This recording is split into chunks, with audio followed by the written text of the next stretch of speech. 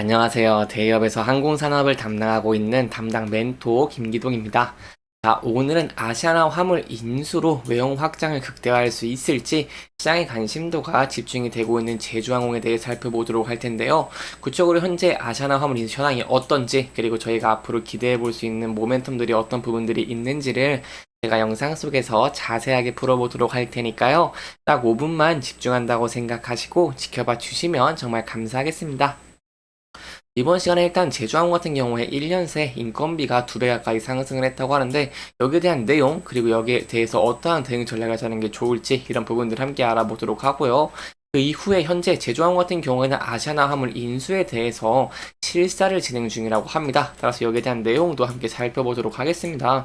그리고 마지막으로 제주항공 같은 경우에는 이렇게 차트적인 측면에서 간단하게 보시면 바닥권에서 소폭 반등을 하려는 듯한 움직임을 보여주고 있습니다. 그렇기 때문에 여기에 대해서 저희가 어떠한 대응 전략을 짜는 게 좋을지까지 제가 이번 시간에 이러한 순서대로 중요한 내용들을 하나하나 풀어가 보도록 할 테니까요. 영상 시청 전에 구독과 좋아요 한 번씩만 눌러주시면 정말 감사하겠습니다. 현재 국내 항공사 인건비가 1년 새에 최대 2배 가까이 상승을 한 모습을 보여줬습니다. 인건비가 이렇게 오른 것은 바로 여객이 정상화되면서부터라고 할 수 있겠고요. 여기에 더해서 신규 채용이 늘어나는 것도 인건비 상승을 부추겼다라고 설명을 드릴 수 있겠습니다. 따라서 여기에 대해서는 반가운 변화기는 하지만 항공사의 실적 측면에서는 단기적으로는 부담이 될 수 있다라는 부분 조금 염두에 두시면 좋을 것 같습니다. 그렇다면 제주항공은 얼마의 인건비가 올랐을까요? 제주항공 같은 경우에도 작년 3분기 기준으로 좀 설명을 드리면 907억 원에서 1359억 원으로 2019년 말과 비슷하게 이렇게 큰 폭으로 상승을 한 모습을 보여줬습니다. 여기에 대한 내용은 제가 또 아까 말씀드렸던 것을 좀 자세하게 풀어보자면요. 바로 이렇게 인건비가 오른 것은 근무하는 직원이 늘어난 영향이라고 할 수 있겠고요. 팬데믹 기간으로 그동안 휴업 중이던 직원들을 복귀시키고 다시 이게 신규 채용을 본격화하기 때문이라고 아까 이렇게 설명을 드렸습니다. 여기에 대한 채용 규모 같은 경우에도 수십에서 수백 명에 따르고 이렇게 인건비가 오르면서 비용도 증가를 하다 보니까 여기에 따라서 이렇게 가격이 좀 증가했다라고 설명을 드릴 수 있겠습니다. 또한 여기에 더해서 연봉 인상도 인건비 상승에 일조했다고 설명을 드릴 수 있겠는데요. 작년에 노상한 연봉 인상에 합의한 항공사 같은 경우는 대한항공, 아시아나항공도 있고 제주항공도 포함이 됩니다. 이 항공사의 연봉 같은 경우 2.5에서 13% 정도 이렇게 큰 폭으로 상승을 했고, 일부 항공사 같은 경우에는 연간 최대로 받을 수 있는 성과급도 확대를 했다고 설명을 드릴 수 있겠습니다. 이렇게 인건비가 늘어난다는 것은 항공업이 되살아나고 있다는 방증입니다. 왜냐하면 항공업 자체가 좀 특성이 있는데, 왜냐하면 업황이 좋아질수록 당연히 지출하는 비용이 많아지기 때문입니다. 왜냐하면 공급을 눌릴수록 투입되는 인력도 증가를 하기 때문에 인건비 증가는 당연한 수순이고, 이렇게 인건비 상승은 좀 부담이 될 수 있다라고 설명을 드릴 수 있겠는데요. 그렇기 때문에 팬데믹 기간에는 공급 축소로 인건비 요소가 부각이 되지 않았지만, 엔데믹 후 이렇게 여기 계속해서 증가를 하면서 사람들이 여행을 많이 가다 보니까 인건비가 좀 체감적으로 많이 느껴진다라고 볼 수 있겠습니다.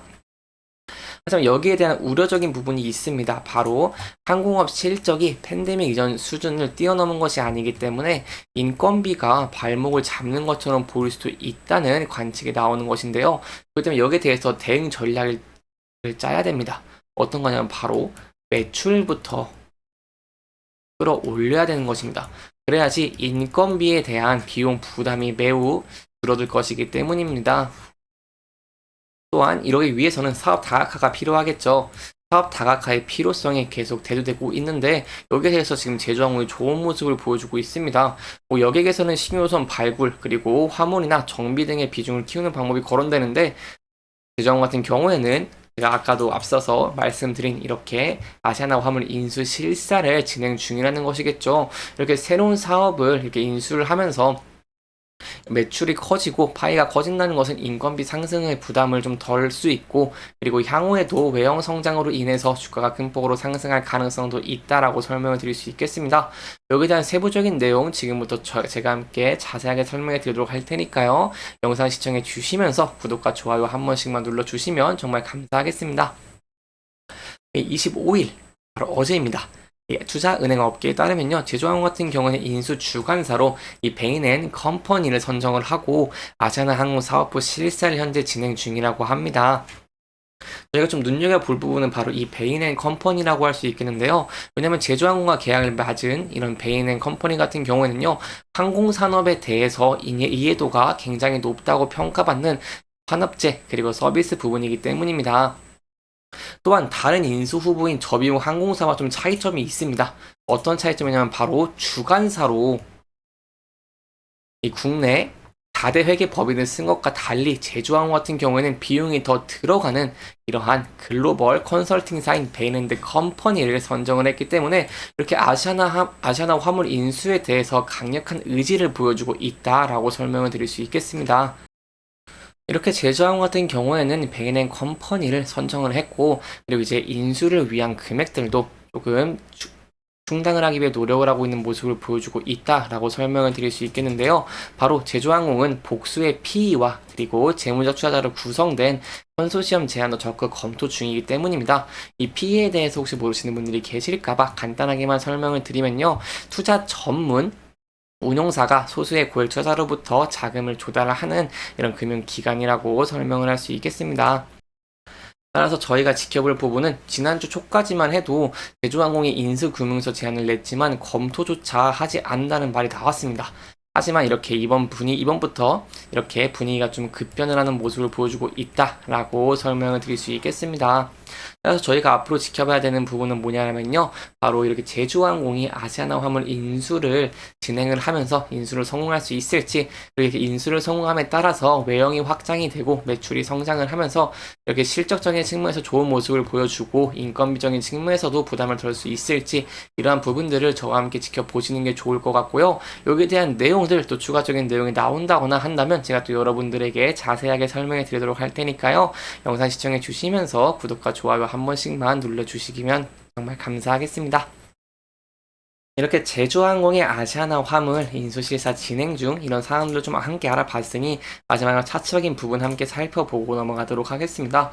차트를 보시면 제주항공 같은 경우에는 아무래도 수급적인 측면에서 수급이 좀 한쪽으로 쏠리면서 반도체라던가 저 PBR 관련주, 제약 쪽 이런 쪽으로 좀 쏠리는 모습을 보여주면서 수급적인 측면이 좀 부진한 모습을 보여줬습니다. 그리고 아무래도 최근에 유가가 좀 상승을 하다 보니까 매출 원가의 30%를 차지하는 항공유에 대한 부담도 커지면서 주가도 좀 큰 폭으로 하락을 하며 조정을 받고 있는 모습을 보여주고 있다라고 설명을 드릴 수 있겠는데요.